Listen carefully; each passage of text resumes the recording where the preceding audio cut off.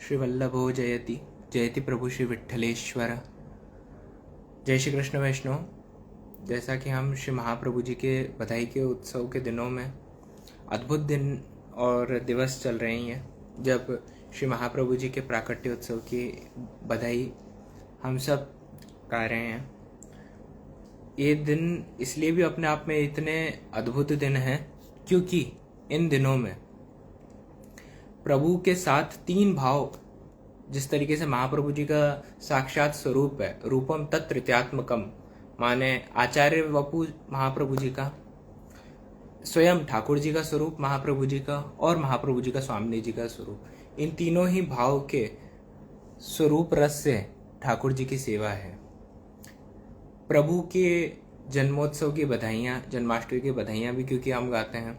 प्रभु के साथ जुड़ा हुआ वात्सल्य रस का अनुभव हम कर सकते हैं इन दिनों में। श्री महाप्रभु जी का जो आचार्य प्रताप है वो इन बधाइयों के द्वारा भी हमें कहीं ना कहीं वापस अवगाहन का मौका मिलता है। उसी के साथ साथ आचार्य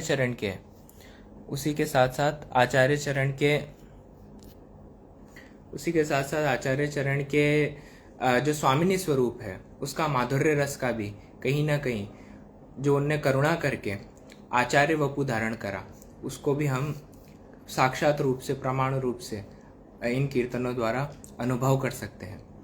तो जो भगवत चर्चा को हम कर रहे थे, उसी भगवत चर्चा को आगे बढ़ाते हुए आज वापस यमुनाष्टक को शुरू करते हैं, क्योंकि पिछली बार हमने एक ही जरा सी भगवत चर्चा शुरू करी थी और उतने में कुछ नेटवर्क की दिक्कत आ गई थी। तो यमुनाष्टक, जैसा कि हमने पहले भी बात करी कि आचार्य चरण जब पहली बार ब्रजमंडल में पधारे थे और स्वामी जी और ठाकुर जी के जब उन्होंने यमुना जी को देखा, जब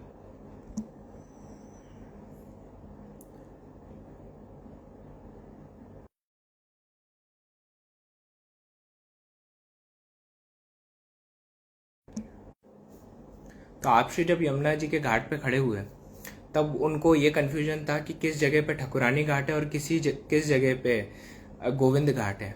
तब यमुना जी स्वयं आप श्री के सन्मुख प्रकट हुई और यमुना जी प्रकट होकर उन्होंने बताया किस जगह गोविंद घाट है और किस जगह ठकुरानी घाट है। आप श्री ने जब लावण्य में स्वरूप श्री स्वामी जी का इस प्रकार का देखा, तब आप श्री के मुख से स्वयं ही ये यमुनाष्टक प्रकट हो गया। और ये यमुनाष्टक वैसे एक अष्टक है जिसमें स्वामी जी की कृपा के साथ साथ उनके माधुर्य का वर्णन है। ये अष्टक होने के बावजूद भी 9 छंदों का इसलिए है क्योंकि 9वां जो छंद है इसमें वो इसका श्रुति फल है कि इसको पढ़ने से हमें क्या फल प्राप्ति होती है, क्या तनुनवत्वता प्राप्ति होती है। तो नमामि यमुनामहं सकल सिद्धि हेतुम मुदा मुरारी पद पंकज स्फुरद बंद रेणुत्कटाम। तो श्री आचार्य चरण सबसे पहले यमुना जी को नमन करते हैं और जो सकल प्रकार की सिद्धियों को देने वाली हैं। अब सिद्धियां जो लौकिक संसार की होती हैं वो जनरली जीव को बहिर्मुख करती हैं भगवान से, बट जो सिद्धियां श्री यमुना जी जीव को देती हैं उन सिद्धियों से जीव सदैव भगवान के प्रति रतिर विठ्ठलेशो गतिर विठ्ठलेशो मतिर विठ्ठलेशो सदा में ममास्तु, माने जीव हर समय भगवान से जुड़ता जाता है, ठाकुर जी की गति को प्राप्त करता जाता है अगर वो यमुना जी द्वारा दी गई सिद्धियां हो। तो यमुना जी जीव को इस प्रकार की सिद्धियां देती हैं कि जीव प्रभु के प्रति अपनी रति को लेकर जाता जाए। मुरारी पद पंकज स्फुरद बंद रेणुत्कटाम, माने यमुना जी के जल जो यमुना जी के घाट पे, उसके साथ साथ यमुना जी के घाट पे रही हुई वो मिट्टी भी अति पवित्र है क्योंकि वो मुरारी भगवान के चरण कमलों की धूल है। जिस चरण कमल की धूल के लिए स्वयं उद्धव जैसे महाज्ञानियों ने कहा था, वंदे नंद व्रज स्त्रीणाम पाद रेणु ममिक्ष यासा हरि कथो गीतम पुनाति पूर्णत्र। माने नंद राय जी के घर की इस धूली को प्राप्त करने के लिए बड़े बड़े ऋषि मुनि ब्रह्मादि भी तरसते हैं और उनके द्वारा प्रकट किए हुए प्रभु के लिए जो आह्लाद है उसी से ये त्रिलोकी पवित्र हो रही है। तो इसीलिए यमुना जी के साथ साथ यमुना जी के तट पे रही हुई जो धूली है उसको भी, जो प्रभु की जो धूल रज है उसको भी प्रणाम किया। तटस्थ नव कानन प्रकट मोद पुष्पामुन। अलग अलग प्रकार के पुष्प पल्लव जो हैं वो यमुना जी के घाट पे बह रहे हैं, पे उग रहे हैं। उनसे अलग अलग प्रकार के पुष्प जो है नव पल्लवित हो रहे हैं यमुना जी के सिंचन द्वारा। और इन नव पल्लवित पुष्पों से प्रभु की अलग अलग प्रकार की सेवा हो रही है, जिससे अलग अलग प्रकार की सुगंध भी व्याप्त हो रही है उस जगह पे, जो प्रभु के लिए बहुत अति सुखदायक है। सुरासुर सुपूजितम स्मरपि तुष्यम विप्रतिम। माने सुर और असुरों ने, यहाँ पे सुर और असुर कौन? ब्रज में रहे हुए हर प्रकार के जीव, माने राजसिक, सात्विक, तामसिक और निर्गुण, चारों ब्रज भक्तों ने आपकी खूब खूब सेवा करी, जिसके फलस्वरूप उन्हें प्रभु मुरारी के चरणारविंद मिले। कलिंदगिरि मस्तके पतत मंद पूर्वज्वला विलास गमनोल्लसित प्रकट गंड शैलोन्नता।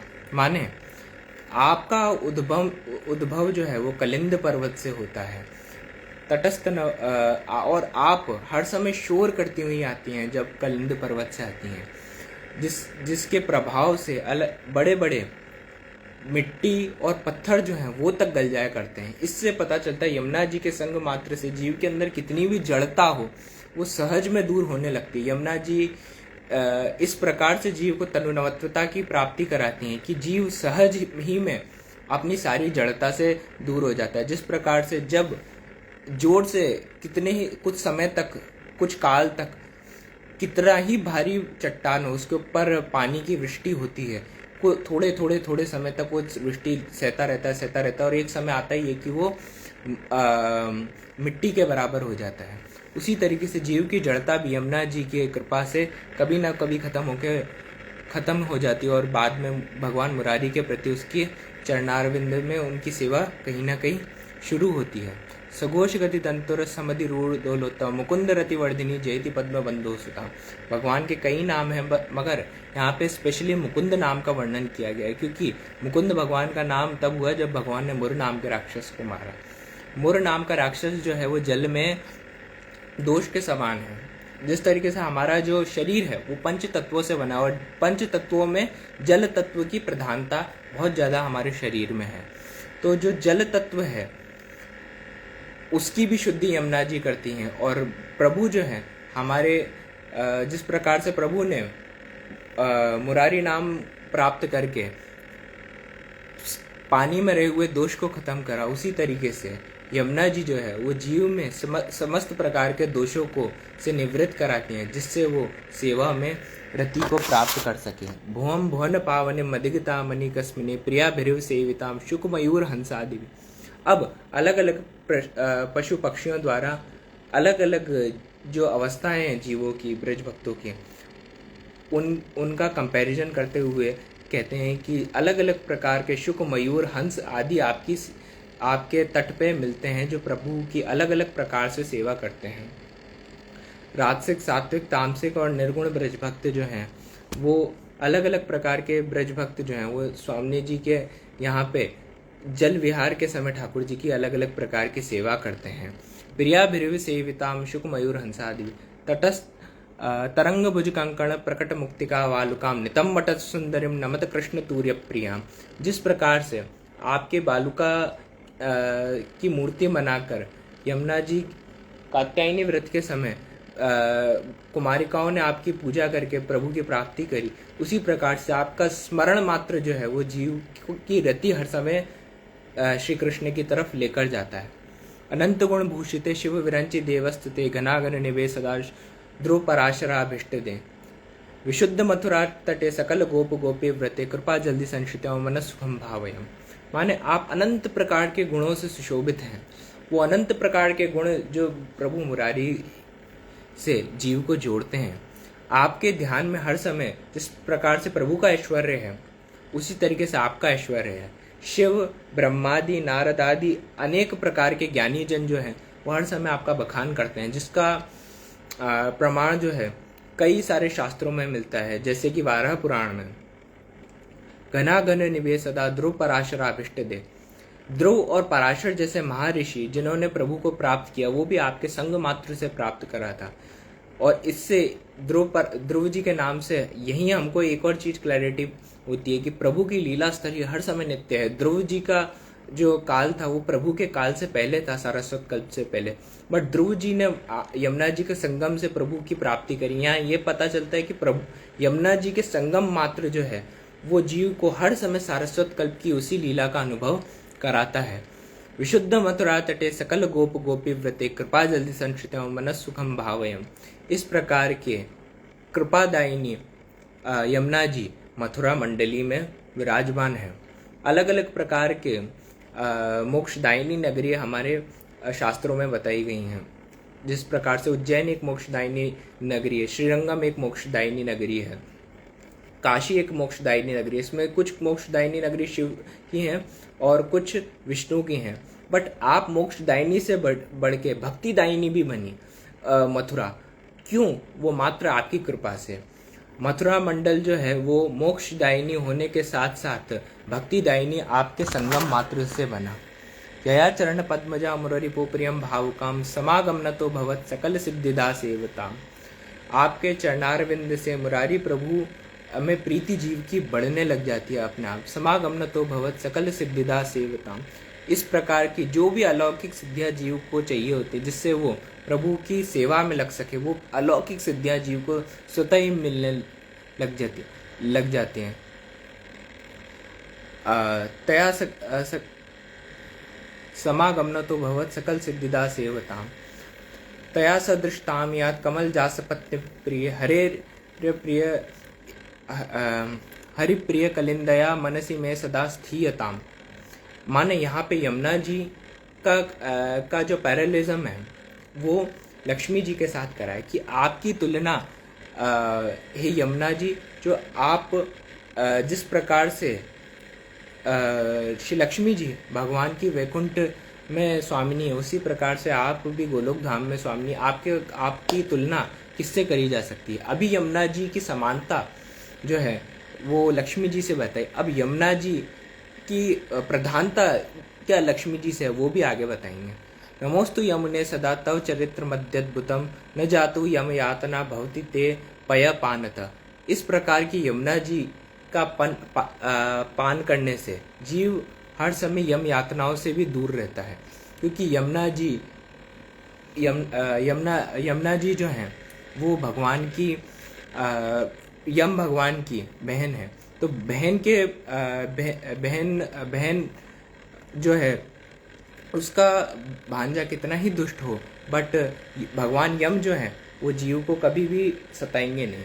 यहाँ मात्र जो यमराज का वर्णन करा गया है वो इसलिए नहीं करा गया है कि यमराज जो है वो जीव को परेशान नहीं करेंगे, बट यहाँ पे यमराज का विशेष वर्णन कृष्ण भक्ति के संदर्भ में इसलिए करा गया है जिससे कि जीव जो है वो कभी भी यम यात्रा में नहीं फंसता, माने काल चक्र के बोध में नहीं फंसता।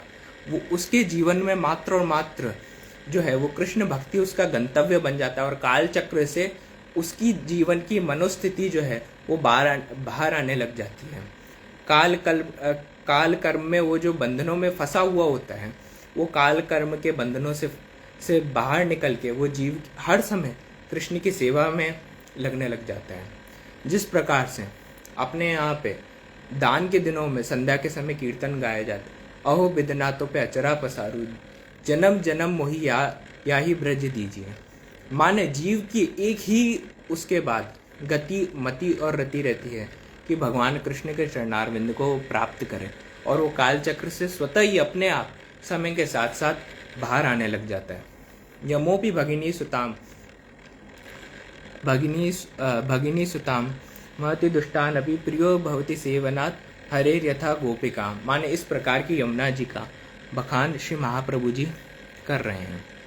ममोस्तु तव सन्मिदो तनु नमत्व मेतावता न दुर्लभ तमार रतिर मुकुंद प्रिय। अतोस्तु तव लालना सुरसुरी सुरधुनि परम संगमा तवैव भुवि कीर्तिता न तु कदापि पुष्टि स्थित। तो इस प्रकार की यमुना जी जो हैं उनका बखान कौन कर सकता है? और आपके ही संग से यमुना जी जो हैं, यमुना जी के संग से गंगा जी जो हैं वो भी पवित्र हैं, क्योंकि गंगा जी जो हैं भगवान ने जब वामन अवतार लिया था तो ब्रह्मा जी के कमंडल से यमुना जी जो हैं, गंगा जी जो हैं वो इस भूतल पे जीवों को पवित्र करने आई थी भगवान शिव की जटा के जरिए। इसीलिए भगवान नारायण का चरणोदक है यमुना जी, गंगा जी। बट गंगा जी भगवान की सेवा में भी क्यों आ पाई? यमुना जी के संग के कारण। यमुना जी का संग जो गंगा जी को मिला, उसी कारण से गंगा जी भगवान की सेवा में आ पाई।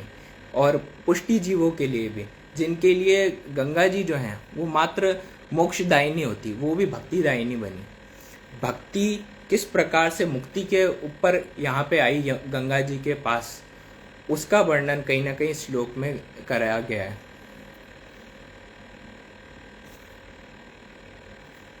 स्तुतिम तव करोति का कमल जासपंति प्रिय हरे यदनु सेवाया भवति सौख्य मां मोक्षताम। माने इस अब जिस प्रकार से पहले यमुना जी और लक्ष्मी जी का वर्णन एक साथ करा गया था, अब यहाँ पे यमुना जी का बखान जो है लक्ष्मी जी के ऊपर करा जाता है, क्योंकि लक्ष्मी जी जो है वो भगवान की वैकुंठ में स्वामिनी जी हैं और गोलोक में जो भगवान की स्वामिनी जी है वो यमुना जी हैं। और लक्ष्मी जी जो है वो भौतिक प्रकार की वस्तुएं जीव को विशेष रूप से देती हैं, बट यमुना जी जिस प्रकार की सिद्धियां जीव को देती हैं वो हर समय जीव की रति गति प्रभु का चरणारविंद में हर समय लेके आया जाती हैं। तो इस प्रकार की यमुना जी का श्री महाप्रभु जी बखान करते हैं। आखिरी छंद में महाप्रभु जी फलश्रुति श्लोक की कहते, इस पूरे अष्टक की करते हैं। तवाष्टक मिदम मुदा पठति सूर सूते सदा समस्त दुरितक्षय भवति व मुकुंदे रति। इस स्तोत्र के पढ़ने मात्र से जीव की रति जो है वो भगवान के चरणारविंद में होती और उससे तनुनवत्वता की प्राप्ति होती है। तया सकल सिद्धयो मुरारी पुष्ट संतुष्यति स्वभाव विजयो भवेत वदति वल्लभ श्री हरे। माने जीव जो है वो स्वभाव विजय के ऊपर विजय प्राप्त करता है, खुद की इंद्रियों के ऊपर विजय प्राप्त करता है और भगवान मुरारी में उसकी हर समय रति मति गति जो है वो कहीं ना कहीं बढ़ने लगती है। तो जिस प्रकार से आज हमने यमुनाष्टक के ऊपर सूक्ष्म चिंतन करा, कल षोडश ग्रंथ में दूसरे ग्रंथ बाल बोध के ऊपर कुछ भगवत चर्चा करेंगे। जय श्री कृष्ण।